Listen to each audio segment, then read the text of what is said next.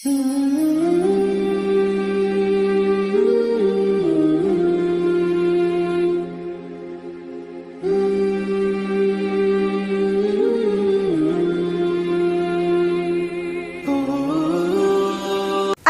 علیکم ورحمۃ اللہ وبرکاتہ۔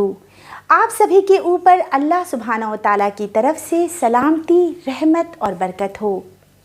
جیسا کہ ہم سبھی جانتے ہیں کہ ہمارے رب نے ہماری ہدایت کے لیے اپنی طرف سے ٹائم ٹو ٹائم اپنے میسنجر بھیجے، اور آخر میں جس میسنجر کو بھیجا ان کا نام ہے محمد مصطفیٰ صلی اللہ علیہ وسلم۔ اور محمد صلی اللہ علیہ وسلم کو اللہ نے جو کتاب دی اس کا نام ہے قرآن۔ تو کیا قرآن صرف ایک کتاب ہے؟ جی نہیں، قرآن صرف ایک کتاب نہیں ہے، بلکہ قرآن ایک ریویلیشن ہے بک کے فارم میں، یعنی کہ یہ ایک وحی ہے۔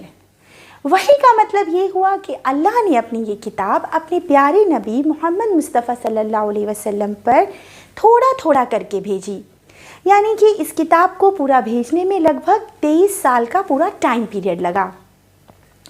تو اس میں جو ساری آیتیں ہیں نا، سارے سورہ ہے جو وہ کچھ ایسے ہیں جو اکارڈنگ ٹو دا کانٹیکسٹ ہے، یعنی کہ اس کے کچھ کنڈیشنز تھے جس کے حساب سے اللہ نے وہ چیپٹر نازل فرمائی۔ تو آج ہم جو چیپٹر پڑھنے والے ہیں اس کا نام ہے سورہ کوثر، اور یہ جو ہے سب سے چھوٹی سورہ ہے قرآن کی، چھوٹا سا چیپٹر ہے، اس میں صرف 3 آیتیں ہیں، اور یہ 108 نمبر کی سورہ ہے۔ اور یہ بھی ایک خاص حالات تھا جس پر اللہ نے اس سورہ کو پیارے نبی پر بھیجا۔ تو آئیے میں آپ سبوں کے سامنے پہلے اس کا بیک گراؤنڈ پیش کر دیتی ہوں، پھر وہ سورہ بتا کر ایکسپلین کروں گی انشاءاللہ۔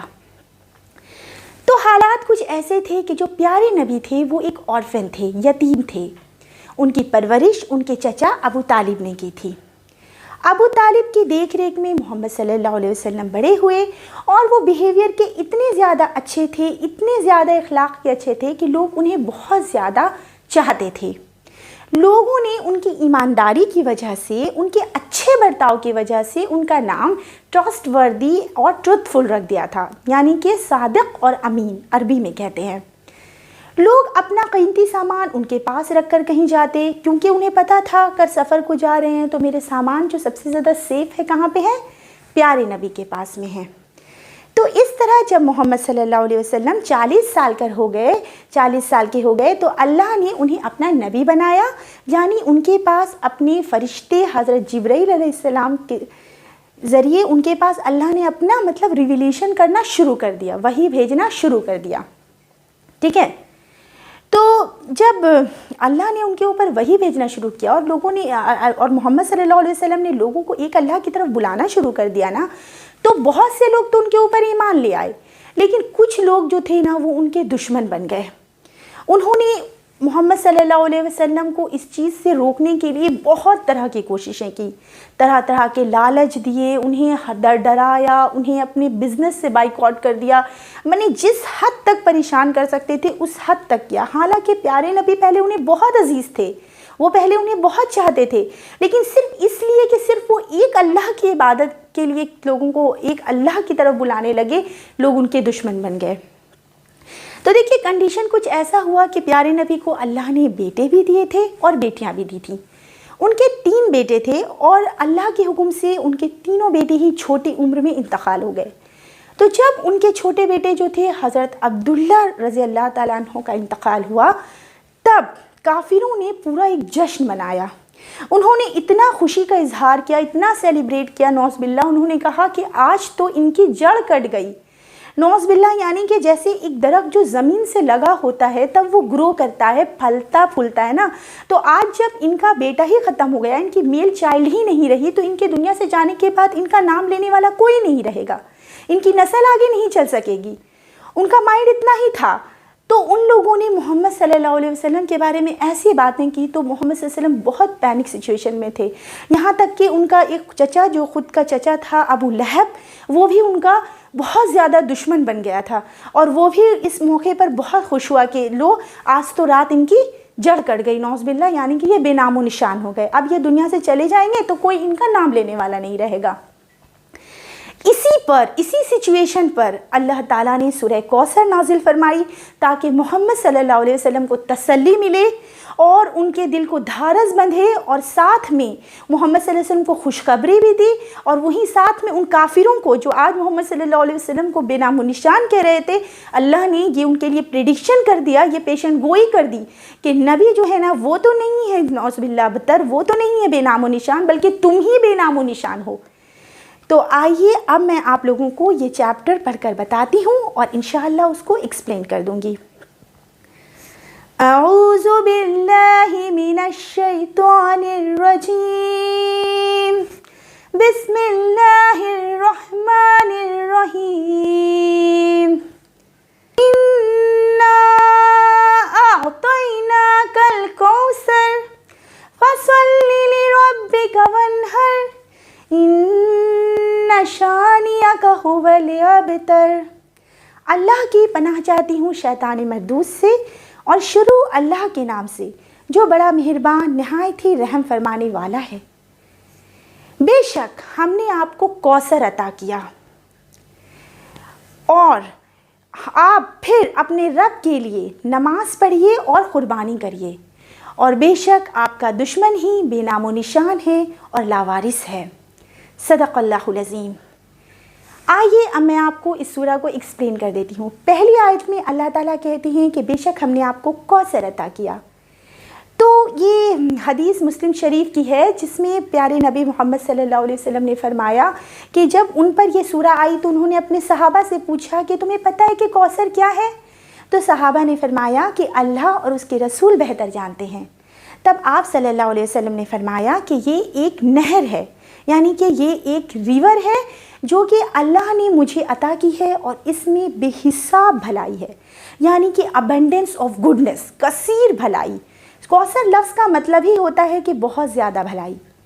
ایک دوسری حدیث ہے ترمذی شریف کی جو کہ ابن عمر رضی اللہ تعالیٰ عنہ سے مروی ہے، جس میں پیارے نبی صلی اللہ علیہ وسلم نے فرمایا کہ کوثر جنت میں ایک نہر ہے جس کے کنارے جو ہیں وہ سونے کے ہیں، ٹھیک ہے، اور وہ جو ندی ہے نا، وہ ریور، وہ ہیرے اور موتیوں پر بہہ رہی ہے۔ جیسے کہ بیسمنٹ میں مٹی یہ ہوتی ہے نا، کنکریاں ہوتی ہیں، تو ان کے ہیرے اور موتی ہیں جس پر یہ ندی بہتی ہے۔ اس کی اتنی خاصیت ہے، اور جو ہے اس کی مٹی، جو تہ کی مٹی ہے، وہ مشک سے بھی زیادہ خوشبودار ہے، اور اس کا پانی جو ہے وہ ایسی خاصیت رکھتا ہے کہ جو شہد سے بھی زیادہ میٹھا ہے، دودھ سے بھی زیادہ سفید ہے، اور برف سے بھی زیادہ ٹھنڈا ہے۔ سوچئے کتنی بڑی نعمت اللہ نے محمد صلی اللہ علیہ وسلم کو عطا کی۔ اس متعلق بہت ساری احادیث ہے دوستوں، لیکن میں نے چند ہی احادیث آپ کے لیے لائی ہوں۔ ایک اور حدیث ہے جس میں پیارے نبی صلی اللہ علیہ وسلم نے فرمایا، یہ مسلم شریف کی حدیث ہے کہ یہ ایک حوض ہے جس میں قیامت کے روز میری امت پہنچے گی، ٹھیک ہے۔ دیکھیے حوض کس کو کہتے ہیں؟ حوض کہتے ہیں کلیکشن آف واٹر کو، ٹھیک ہے۔ ابھی آپ بول رہے ہوں گے کہ نہر بتا رہی تھی، ندی، ابھی حوض کہہ رہی ہیں، تو اسی ندی کا پانی نا اس حوض میں قیامت کے دن ڈے آف ججمنٹ لا کر ڈالا جائے گا، جس میں محمد صلی اللہ علیہ وسلم کے فالوورز کو پینا نصیب ہوگا۔ لیکن ایک حدیث اب میں آپ لوگوں کو وہ بتانے والی ہوں جو کہ رونگٹے کھڑے کر دینے والی ہے۔ جی ہاں، یہ بخاری شریف اور ملٹیپل روایت میں حدیث نقل کی گئی ہے، جس میں پیارے نبی صلی اللہ علیہ وسلم نے فرمایا کہ دیکھو تم میں سے جو لوگ بھی میرے اس دنیا سے جانے کے بعد میرے طریقے کو بدلیں گے نا، انہیں اس حوض سے پانی پینے کو نصیب نہیں ہوگا۔ جب وہ وہاں آئیں گے تو میں کہوں گا کہ یہ تو میرے ہی لوگ ہیں، انہیں کیوں منع کیا جا رہا ہے؟ تو مجھے جواب دیا جائے گا کہ اے نبی، آپ نہیں جانتے کہ انہوں نے آپ کے اس دنیا سے جانے کے بعد کیا کیا، پھر میں بھی انہیں دور کر دوں گا اور ہٹا دوں گا۔ یعنی کہ جو دین ہے ہمارا وہ 1450 سال پہلے ہی مکمل ہو چکا ہے۔ تو اب دوستوں اس میں کسی طرح کی جوڑ گھٹاؤ، ایڈیشن، سبسٹریکشن ہم اپنی طرف سے نہیں کر سکتے، اور جس نے کیا تو اسے اس حوض سے پانی پینے کو نصیب نہیں ہوگا۔ تو یہ وہ بھلائیاں تھیں جو آپ کو اللہ نے آخرت میں عطا کی۔ آئیے اب میں چند ان بھلائیوں کے بارے میں آپ کو بتا دیتی ہوں جو کہ اللہ نے پیارے نبی کو اس دنیا میں ہی دے دی۔ سب سے پہلی بھلائی جو آپ کو اللہ نے عطا کی وہ ہے میریکل آف قرآن۔ جی ہاں، قرآن کا معجزہ جو اللہ نے آپ کو دیا، جو قیامت تک کے لیے بالکل بھی سیف ہے، انچینجڈ ہے، اور جس کی آیت دلوں کو اترتی ہے، جو کہ اللہ کی طرف سے بھیجا ہوا حکمت سے بھرا ہے، انسانوں کے لیے خیر اور بھلائی سے بھرا ہے، وہ کتاب اللہ نے دی۔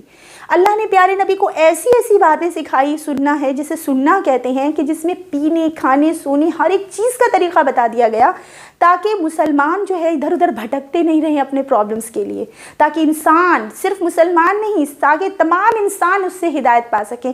آج سائنس ریسرچ کرتی ہے نا، اور بتاتی ہے کہ پانی بیٹھ کر پینا اچھا ہے صحت کے لیے، اور مختلف چیزیں، لیکن یہ ساری چیزیں تو ہمیں پیارے نبی نے بہت پہلے ہی بتا دیا۔ اور دوسری کون سی بھلائی دی اللہ نے پیارے نبی کو؟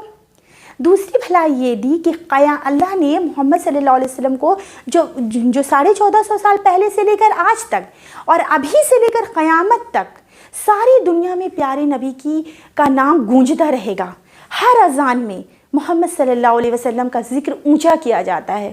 ہر نماز میں اللہ نے اپنے تمام بندوں پر یہ فرض کر دیا، یہ اوبلیگیٹری کر دیا کہ نماز میں انہیں پیارے نبی پر درود پڑھنا ہے، سلام بھیجنا ہے۔ اور اتنا ہی نہیں، پیارے نبی نے اپنی زندگی میں ہی دیکھ لیا کہ کیسے لوگ فوج در فوج اللہ کے دین میں داخل ہو رہے تھے، اور ساتھ ہی ان کی جو جسمانی اولاد تھی، ان کی بیٹی حضرت فاطمہ رضی اللہ تعالیٰ عنہ، ان سے اللہ نے ان کی نسل آگے بڑھائی، اور آج ان کی جو جسمانی اولاد ہے وہ بھی پوری دنیا میں پھیلی ہوئی ہے۔ لوگ ہر کوئی اپنے آپ کو جو ہے ریلیٹ کرنے کو پروفٹ محمد کی اینسسٹر سے، اپنے آپ کو مطلب ان سے، محمد صلی اللہ علیہ وسلم سے ریلیٹ کرنے کو اپنے آپ کو فخر سمجھتے ہیں، مسلمان پرائڈ فیل کرتے ہیں، ٹھیک ہے۔ اور جن لوگوں نے پیارے نبی کو ابتر کہا تھا، بے نام و نشان کہا تھا، آج کوئی ہے ان سے اپنے آپ کو جوڑنے والا؟ ان کا کوئی نام لیوا بچا؟ یہ پریڈکشن تو سارے لوگوں نے اپنی زندگی میں ہی دیکھ لی، ٹھیک ہے۔ تو آئیے اب ہم بڑھتے ہیں اگلی آیت کی طرف۔ اگلی آیت میں اللہ تعالیٰ فرماتے ہیں، پھر آپ اپنے رب کے لیے نماز پڑھیے اور قربانی کریے۔ دیکھیے، جیسا کہ جو اللہ سے انکار کرنے والے لوگ تھے، وہ لوگ اپنے بنائے ہوئے خداؤں کی عبادت کرتے تھے اور ان کے اوپر قربانیاں چڑھاتے تھے، تو اللہ نے ٹھیک ان کے اپوزٹ محمد صلی اللہ علیہ وسلم کو ترغیب دی کہ جب میں نے آپ کو اتنی ساری بھلائیاں عطا کی ہیں، تو اب آپ اس کے شکر میں کیا کریے کہ آپ بھی نماز پڑھیے، اور آپ ساتھ ساتھ کیا کریے؟ قربانی کریے، ٹھیک ہے۔ ونہر، اونٹ کی قربانی کو کہتے ہیں، ایکچولی اس ٹائم پہ زیادہ اونٹ کی قربانی کا زیادہ رواج تھا۔ تو اللہ نے یہاں پہ جو ایک بار کی حدیث ہے، میں آپ کو یہ سنا دیتی ہوں، بہت ہی امپورٹنٹ حدیث یہاں پر ہے، کہ ایک بار آپ صلی اللہ علیہ وسلم جب اتنی نمازیں پڑھتے تھے تو ان سے پوچھا گیا کہ آپ تو بخشائے ہیں، آپ اتنی نمازیں کیوں پڑھتے ہیں؟ تب آپ صلی اللہ علیہ وسلم نے فرمایا، کیا میں اللہ کا شکر گزار بندہ نہ بنوں؟ جی ہاں، دیکھیے کتنی پیاری حدیث ہے۔ اب ہم بڑھتے ہیں آگے آخری آیت کی طرف، کہ بے شک آپ کا جو دشمن ہے نا، ان شانیہ کا هو الابتر۔ شانیہ کا کہتے ہیں کسی سے بغض رکھنے کو، کسی سے دشمنی رکھنے کو، ٹھیک ہے، کدورت رکھنے کو، اسی کو شانیہ کا کہتے ہیں۔ اور وجہ کیا تھی؟ کہ صرف وہ ایک اللہ کی عبادت پر آ گئے تھے، اس لیے، اور لوگوں کو ایک اللہ کی طرف بلانے لگے تھے، اس لیے ان سے بغض رکھتے تھے۔ وہ ان سے کچھ اور تو نہیں مانگتے تھے نا، کہ سونا دو، مجھے ملک دو، مجھے جائیداد دو، کوئی چیز نہیں ڈیمانڈ کرتے تھے، صرف ایک اللہ کے لیے کہتے تھے۔ تب دیکھیے اللہ نے انہیں اس آیت میں جواب دیا کہ بے شک آپ کا ذکر تو ہم نے قیامت تک کے لیے بلند کر دیا ہے، ٹھیک ہے، اور آپ کا جو دشمن ہے، ان لوگوں کو اللہ نے اس سورہ میں آخری میں وارننگ دی کہ وہی بے نام و نشان ہے، ان کا ہی کوئی نام لینے والا نہیں بچے گا۔ تو دوستوں، یہ سورہ بہت پیاری سی تھی، چھوٹی سی تھی، جو نماز میں اکثر مسلمان لگاتے ہیں، کیونکہ جو یہ بہت آسانی سے زبان پر آ جاتی ہے، چھوٹی سی ہے۔ تو اس سے ہمیں کیا لیسن ملتا ہے، وہ میں کچھ آپ کو جو میری سمجھ میں آیا آپ کے سامنے رکھ دیتی ہوں۔ جو پہلا لیسن ہے وہ یہ ہے کہ ہمیں دین میں کسی طرح کا بھی کوئی جوڑ گھٹاؤ نہیں کرنا ہے، ورنہ ہمیں حوض کوثر سے پانی پینا نصیب نہیں ہوگا، ٹھیک ہے۔ ہمیں قرآن اور محمد صلی اللہ علیہ وسلم نے جو کیا اور کہا اسے ہی بس مضبوطی سے پکڑ کر رکھنا ہے۔ نمبر دوسری چیز کہ شکر کرنے کے بہترین طریقوں میں اللہ نے 2 طریقے سکھائے کہ ہمیں بھی اپنی نعمتوں پر اللہ کا شکر ادا کرنا چاہیے، نماز کے ذریعے اور قربانی کے ذریعے۔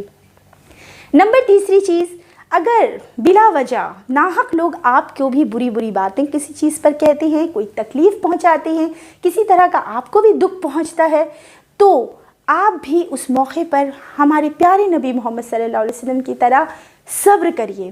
ہمیں بھی ایسے موقع پر صبر کرنا ہے، کیونکہ جواب دینے کے لیے جو ہے نا وہ اللہ بہت کافی ہے۔ امید کرتی ہوں دوستوں آپ کو یہ سورہ اچھے سے سمجھ میں آ گیا ہوگا۔ آپ لوگوں کا اس ویڈیو کو دیکھنے کے لیے بہت بہت شکریہ۔ جزاک اللہ خیر۔ اللہم صلی وسلم علی نبینا محمد۔